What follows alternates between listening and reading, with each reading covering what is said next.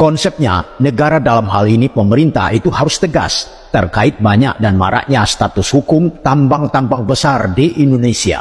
Bahkan Adian Natifulu, seorang politikus terkenal, mengkritik tegas persoalan tersebut. Menurutnya, negara tidak menyelesaikan permasalahan, tapi bikin masalah. Negara memproduksi penjahat. Ikuti ulasannya.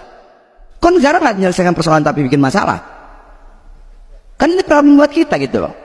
Kalau yang ilegal, Pak ICT tangkap, nggak benar tangkap. Nah ini akan ditangkap. Negara memproduksi penjahat. Sudah jelas-jelas cabut aja, kenapa sih? Berputar gitu loh. Terus yang mau bikin apa? Nah inilah republik paling membingungkan buat saya. Petani sudah keluar sertifikatnya 2016 sampai hari ini tidak pernah pegang fisiknya. Masalah. Semua masalah. Kalau kita bicara Indonesia begini dalam pandangan saya. Indonesia tuh luar biasa. Kekayaan alamnya luar biasa, tambangnya luar biasa. Saking luar biasanya Indonesia bisa menjadi penentu di dunia ini. Menentukan apa? Menentukan banyak hal. Kalau kita mau mengurangi perang, kurangi aja produksi tambang kita. Mereka punya senjata tapi tidak punya peluru. Bahkan kalau kita mau mengatur usia pernikahan di negara-negara Eropa, gampang. Stop aja produksi emas, nggak punya cincin kawin mereka. Artinya sedemikian hebatnya lah tambang kita. Tapi problemnya di mana-mana. Di sana problem, semuanya problem. Sumber masalahnya di mana? Ya di sini. Di sini. Ada polisinya, ada Gakum KLHK-nya, ada SDM-nya, ada saya. Yang juga bagian dari problem ini.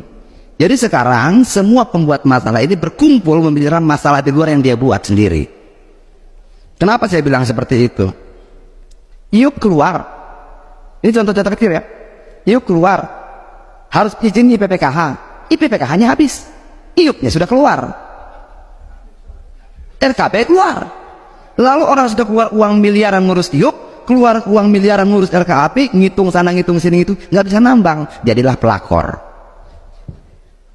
penambang lahan koridor. Nggak punya dokumen, dia panggil dokter, dokumen terbang. Segini kompleksnya lah problem kita.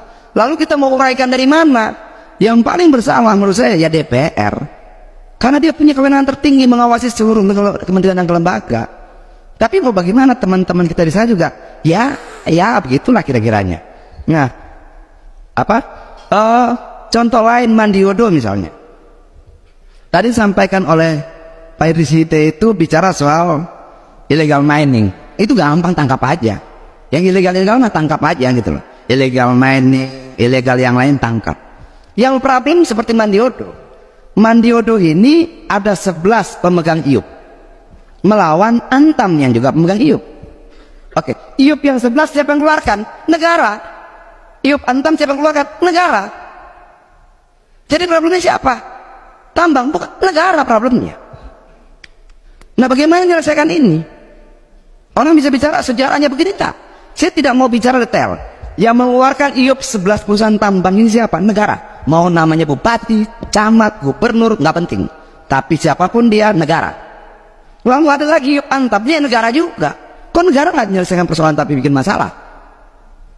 Kan ini problem buat kita gitu loh. Kalau yang ilegal, Pak ICT tangkap, nggak benar tangkap. Nah ini bisa ditangkap. Lalu negara dan gampangnya bilang begini, ya sudah kalian berperkara di pengadilan. Sementara akar izin semuanya itu negara. Nah, setelah berperkara, mereka jatuh miskin, jadi pelakor. Negara memproduksi penjahat. Nah ini gimana gitu loh. Saya datang ke teman-teman Antam, saya bilang, ada nggak sih? Dulu Jokowi bilang harus ada restoratif justice.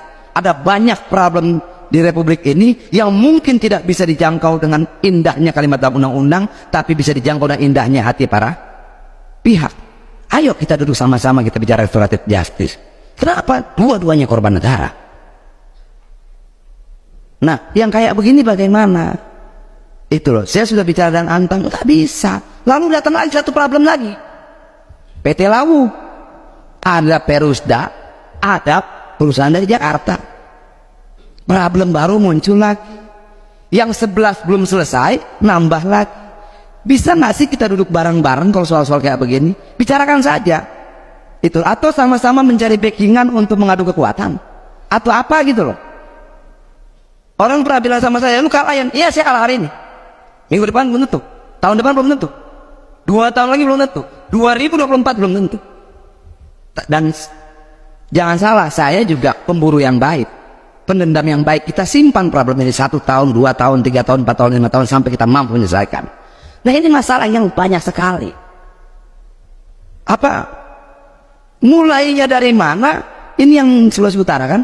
Ya tadi ini Erwin Gusman ini tim saya terkait tambang, mantan walhi tahun 2001, 2002 hampir buta mata sebelah kanannya karena bertarung soal kasus tambang di Newmont. Ini juga problem. Sudah jelas-jelas cabut aja, kenapa sih? Berputar gitu loh. Kemarin ada orang hubungin saya, Bang, ada iup dan wiup, beda titiknya, beda tempatnya. Yang luar siapa ya? Ini SD. Lalu saya mau bantuin, ada KPK, bingung kita. Kenapa? Karena definisi korupsi memperkaya diri sendiri dan atau orang lain. Jadi kalau dia pengusaha tambang mentok kemana-mana datang ke saya bingung mau buat apa.